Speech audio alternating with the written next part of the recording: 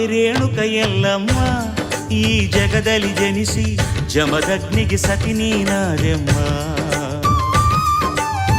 ಲೋಕಮಾತೆ ರೇಣುಕ ಎಲ್ಲಮ್ಮ ಈ ಜಗದಲ್ಲಿ ಜನಿಸಿ ಜಮದಗ್ನಿಗೆ ಸತಿ ನೀನಾದೆಮ್ಮ. ಮಹಾಮಾತೆ ನೀನಾಗಿ ಸರ್ವಕುಲಕ್ಕೆ ಬೆಳಕಾಗಿ ನಿನ್ನ ದಿವ್ಯ ಮಹಿಮೆಯ ತೋರುತ್ತ ಭಕ್ತರ ಪೊರೆಯುತ್ತ ಏಳು ಕೊಳ್ಳದ ಗುಡ್ಡದಿ ಮೆರೆದಿರು.